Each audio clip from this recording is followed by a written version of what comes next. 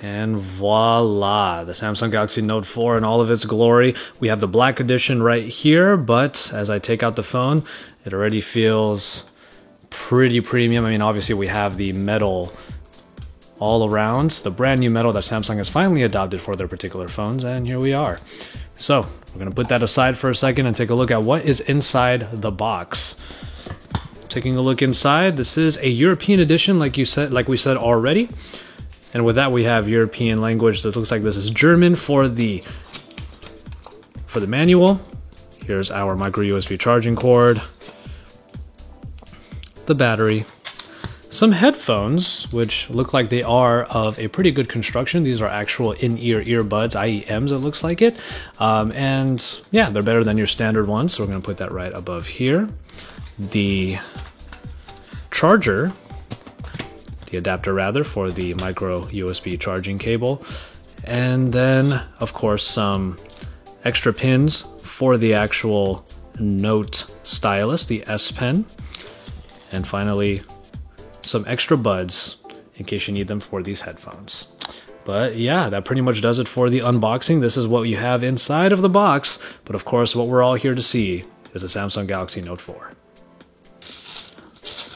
There is the backing, this faux leather backing, originally introduced in the Galaxy Note 3, but this time we don't have the stitching on the sides. It just feels like a nice premium phone already. Not going away from the glossy plastic certainly is something that everyone is going to like, but of course we have this metal over on the sides in the frame. That's awesome. It already feels pretty nice even without the battery in there, so it feels pretty light, but here is the peeling of the front. And there you have it. Get the battery back on, get the back cover back on there as well. Just power it back on and see what happens. Hasn't really detected it, or rather gotten it set up with that just yet. There you go. It looks like everything is working just fine. I have the 4G going already. This is my T-Mobile SIM that I have on there. So, like I pretty much expected already, it doesn't look like we're going to have any issues when it comes to the type of SIM that we put in there, at least with this version that I'm going to be reviewing. And with that, we have completed our setup. I'm actually quite happy that the SIM card didn't pose an issue. I'm obviously using an American T-Mobile card, and it said European SIM card only, but it did not give me any problems. If I go over to the internet right now and just head over to Google right now, actually, we have it right there, Google. Looks like it goes through just fine and it works perfectly.